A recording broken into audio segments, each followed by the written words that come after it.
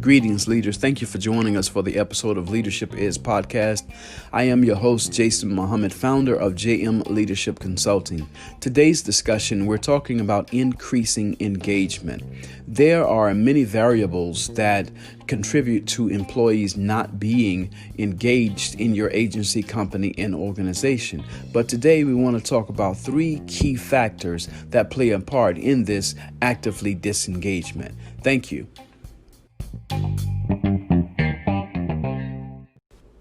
Hey, thank you so much for joining us for the episode. Today we're discussing how to increase employee engagement. So first we want to look at what is the word engagement. What does the word engagement actually mean, right? It means a formal arrangement to get married.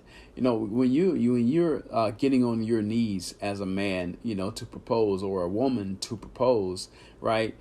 You have the ring in your hand and you're proposing to your partner, and you're saying, what you're doing is you're actually giving an intent for a lifelong commitment. See, this is why it is described in the business world as engagement.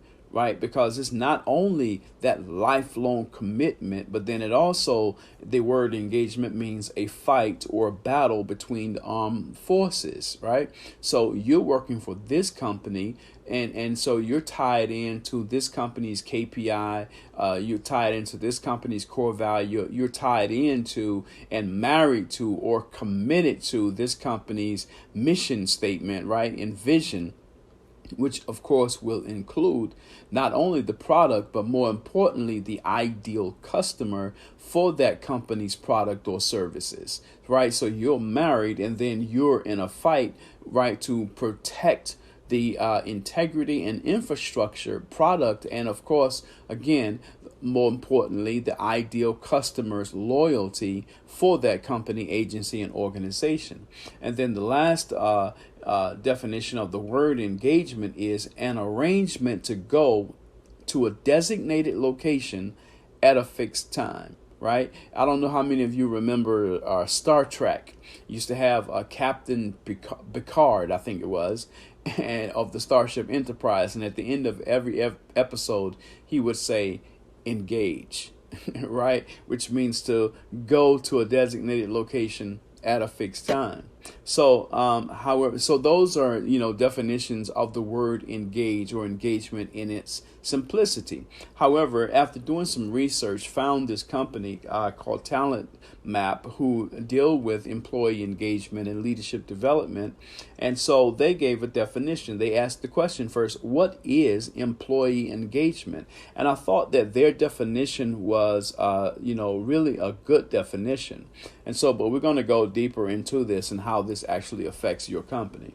So what Talent Map says is they say employee engagement is a positive, energized state of mind that stems from both a cognitive and an emotional investment of personal energy that is focused on transforming a work task, a team goal, and or an organization outcome into a meaningful business objective. Now, this seems like a lot of words, right? But if you dissect into what that actually looks like, right? Do you have someone that's in your company, agency, and organization that actually fits that description, right? And if not, why not?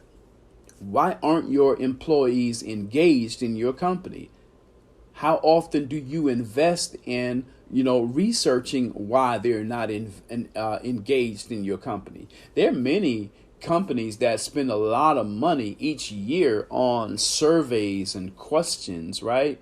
But then they don't necessarily pay close attention to the data that is received from those surveys, right? And then, what do they do with that data? Many companies just overlook, the data that they have, and then don't implement any type of leadership development program to actually address the answers that they actually have. And so we're going to go over some data that actually, talks about that. But again, what is employee engagement? This is what you want to see in your company, agency, and organization. Employee engagement is a positive, energized state of mind that stems from both a cognitive and an emotional investment of personal energy that is focused on transforming a work task, a team goal, and or organization outcome into meaningful business objectives. See, look, let me tell you something. Many people look at engagement. You can have an employee that's engaged just enough, right? Doing just enough to not get fired, right? Doing just enough not to get fired. And you all are paying them just enough for them not to quit. That is not engagement, right? That is not engagement. That is a bad relationship within an employee and with this company, agency, and organization. So I'm going to refer back to a book that I've read called "It's the Manager," that was written by Jim Clifton and Jim Harder as a research tool from Gallup, right? And in this book, I mean, I tell you, I love this book. This is such an awesome book, right? In this book here, they talk about several things, and so I'm just going to go from something that they stated here. I'm reading from page 109 in chapter 28, and they say why employee engagement programs have not worked. Globally, 85% of employees are either not engaged or actively disengaged at work. Companies and leaders worldwide recognize the advantages of engaged employees, and most have instituted surveys to measure engagement. Yet, employee engagement has barely budged in 2 decades. Listen, Gallup has been tracking employee engagement in the United States since 2000. Though there's been some slight movement, 2/3 of U.S. employees have been either not engaged or actively disengaged in their jobs and workplace during this time. As of 2018, Gallup finds that 34% of employees in the U.S. are engaged, meaning they are involved, enthusiastic, and committed to their team and to their organization. In other words, they somewhat fit the description that Talent Map gives for how an active, engaged employee looks. So, again, worldwide, just 15% of employees who work for an organization are engaged. Those are some pretty low numbers. Like 34% out of all the U.S. workers are engaged. Like those are some pretty low numbers, So we have to kind of look at, okay, why are these employees not engaged at their job? They applied for these jobs, they came to the interview for these jobs, but why are they not engaged in these jobs? Okay, so we're going to talk about those things here and more. At this time, we're going to go into a little small commercial, and I want you all to just if you can hang with us. Okay, thank you so much.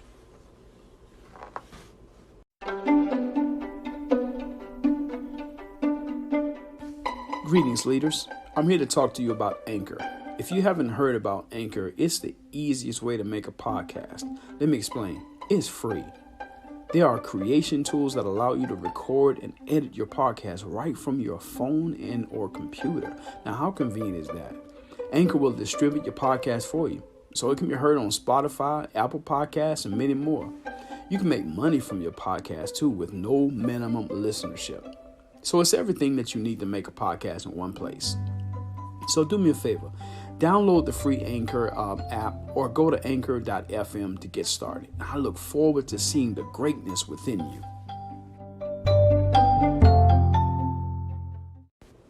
Hey, thank you so much for coming back with us. And so we want to talk about, really the 3 primary factors that keeps employees disengaged or actively disengaged at your work. right? And we want to talk about it from the perspective of this time that we're actually in right now, which is a time of transition, pardon me, that has been induced by this coronavirus, by this pandemic, right?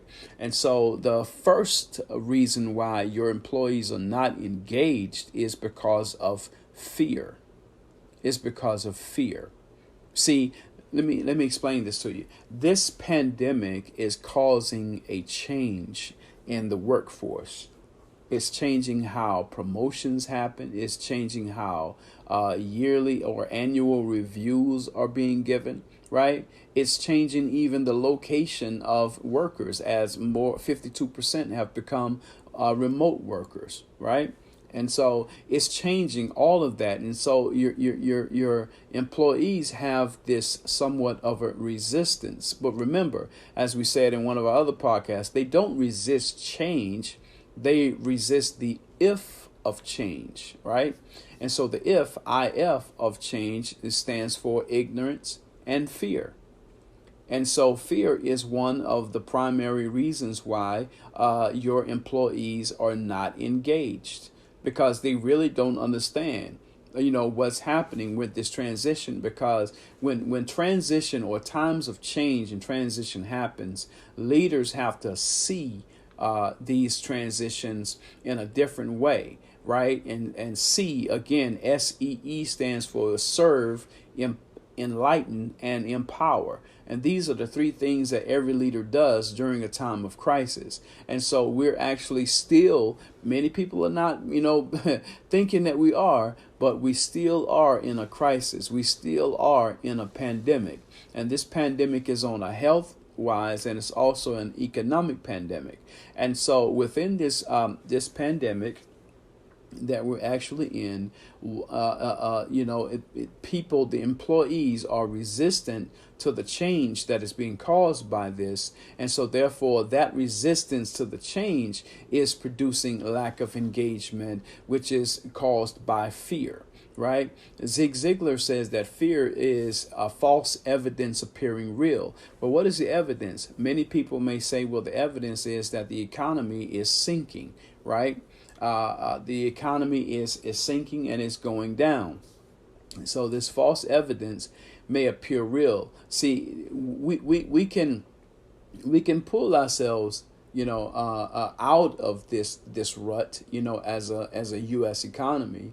This U.S. economy can pull itself out of this rut. However, there are certain changes that it has to make, right? And so until it's willing to make those certain changes, well, then you may be faced with these drastic numbers, right? And so employees are fearful. They are afraid. They fear, right? The present economy. They're looking at people that are being furloughed, people that are being furloughed, and then that produces another situation that is called survivor's guilt. Survivor's guilt, right? Survivor's guilt is just it's a mental condition that occurs when a person believes they've done something wrong by surviving a traumatic or tragic event when others did not, often feeling self-guilt. So when you've been working beside someone in this job and then all of a sudden you see them furloughed, right? Or you see them relieved from their post but they didn't relieve you. Somewhere in you, right, you feel the lack of value that you actually add to the company.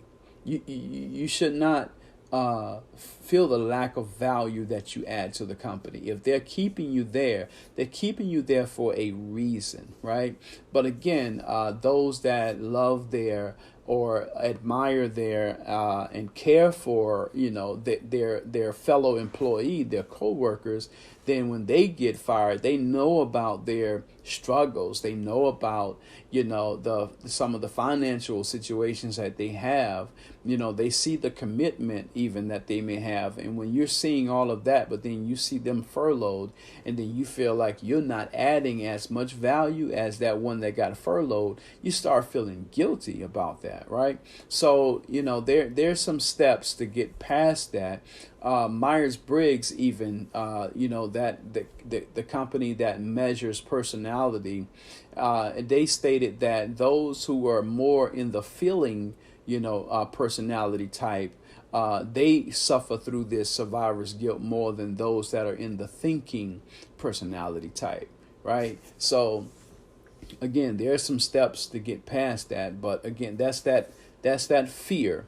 The fear of losing the job, number one. And then number two is the survivor's guilt, that if you don't lose the job, you have this survivor's guilt, right? This survivor's guilt, comes about because someone that you knew got fired. Now, let me explain something to you, right? So the fear of being fired comes even though the U.S. unemployment rate dropped to 11.1% in June, coming from an all-time high of 14.7% that was reached in April. And so, so even looking at the unemployment rate dropping, there's still this fear, right? There's still this fear that happens within these companies, agencies, and organizations. And so when, so they're afraid to lose their job. And then number two is with survivor's guilt. When they don't lose their job, they have this survivor's guilt. Number three, here's one of the most important reasons why, your employees are not engaged in your company, right? And so that's again, I'm going to refer back to It's the Manager by Jim Clifton and Jim Harder, research book produced for Gallup. And they say that make my development the reason employees stay. This is in chapter 5 of their book, right? So Gallup discovered that the number one reason people change jobs today is career growth opportunities. And that reason is on the rise. See, we've given so many podcasts on this whole thing about, creating a culture of high development and, looking at next generation leaders. And there's so many numbers that surround that fact, right? This is the number one reason why, your employees are not engaged at your company, is because they are not looking at a real career growth opportunity in your company, right? So many companies have leadership development programs, but how efficient are these actual leadership development programs? I want to go back before I completely continue to read, this here that's coming from It's the Manager. I want to read some data to you from DDI, which is Development Dimensions International, as it relates to assess leadership development programs. Right, so they did a survey of over 25,000 leaders, over 2,500 companies with 2,500 HR representatives. And what they found was there's a gap in how HR leadership looks at leadership development programs and how the actual C-suite leadership looks at leadership development programs. And so here's what, in terms of quality, HR professionals' assessments of their organization's leadership development program were lower than the leaders. 78% see their leadership career planning pathing systems as only moderately effective or worse. 48% don't use the information from the assessments and simulations to make leadership hiring and promotion decisions. 50% do not have well integrated, strategically aligned leadership development programs or processes. 65% do not believe their leaders have high quality, effective development plans. Now, listen to this. 35% do not have a program to develop high potentials, and 45% of those that do don't measure the effectiveness of their programs. So it seemed to me that out of all of those that are surveyed, even if they have a leadership development program or a program to develop their high potentials or next generation leaders, they're still not utilizing the information, and then they don't have anything to measure the effectiveness of their programs. So if you are serious about being a CEO or a CHRO, right, CFO, COO of a company, then you really have to have some strategic conversations as it relates to leadership development and developing your next generation of leaders. Listen to what Gallup says. They say we found that 59% of millennials say that opportunities to learn and grow are extremely important to them when they apply for a job. Comparatively, 44% of Gen Xers and 41% of baby boomers say the same. And 87% of millennials rate professional or career growth, and development opportunities as important to them in a job. Far more than the 69% of non-millennials who say the same. So when Gallup asked people across generations why they felt their last job, why they left their last job, the most common words they used were growth and opportunity. And 91% of U.S. workers say the last time they switched jobs, they left their company to do so. They left their company for growth and opportunity, or growth and development. So if you're going to increase your employee engagement, your number one focus has to be growth and development. In fact, out of the top 10 challenges that leaders identified, which were, global political uncertainty, outdated national infrastructure, income inequality, global recession, labor relations, slowing economic growth in emerging markets, cybersecurity, new competitors globally. The number two reason or top challenge that over these 25,000 leaders from DDI, 60% of the respondents said the number two challenge is failure to attract and retain top talent. But they said the number one challenge is developing next generation leaders. So if you're going to increase your employee engagement, you have to make growth and development your number one priority. Because if you have these people who look like the ideal candidate, right? See, we talked about this in one of our podcasts. Don't hire perfection, hire potential. See, so you want to hire the potential so that there's room for growth, there's room for development, but there's also room for coaching when you're hiring the potential. And so when you're hiring the potential and you make your environment one of a culture of high development, then you're going to keep the interest of your millennials and Gen Xers and even your baby boomers peaked. Because remember, the baby boomers came in during a time of economic, depression almost, right? And so they were mostly driven by money, making sure that they can feed their families.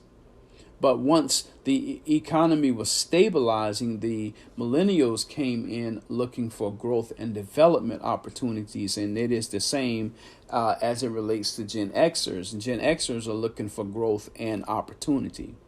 So if you're going to increase your engagement in your company, you have to make growth and development your top priority. So listen, thank you so much for listening to the episode. And remember, the key to increasing employee engagement is growth and opportunity.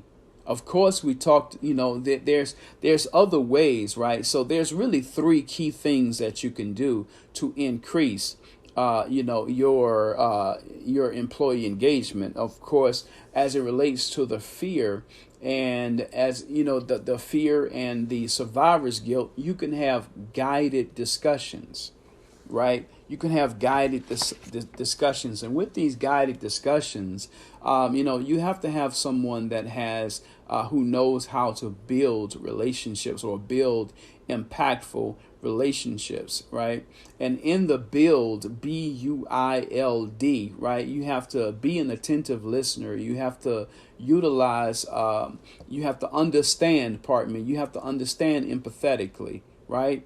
And then you have to insulate the relationship with trust, BUI, of the build, right? So when you have people who know how to build, impactful relationships, those are the ones that you want to have guiding, these guided discussions for people who have this fear and who are suffering from this survivor's guilt, right? And how you have those discussions, you have to have those discussions in what are called safe space circles.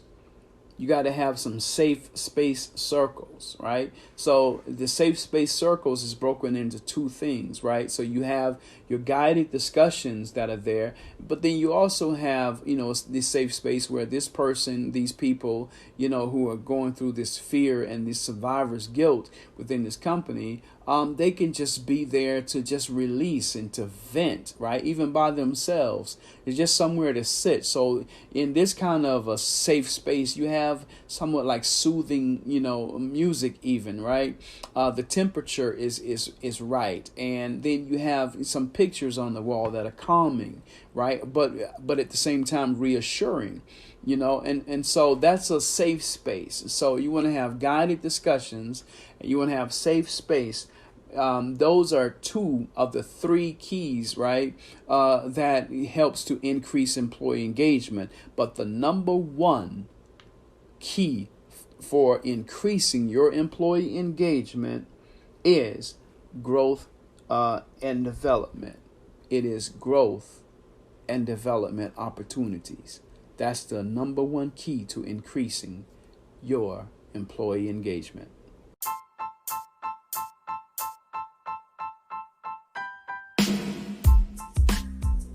Thank you so much for enjoying today's podcast as we discussed increasing employee engagement. In this podcast, we talked about three keys for companies, agencies, and organizations to use to, in fact, increase employee engagement. The first one was guided discussions. Number two, safe space circles. And those two are very relevant in this day and time that we're in as it relates to the COVID-19 pandemic that has produced not only a health risk, but then also an economic crisis. And number three, which is most important key for companies to increase employee engagement, is to produce an environment where growth and development opportunities are flourishing. So if you want to really increase your employee engagement, you have to truly invest in growth and development opportunities for your employees.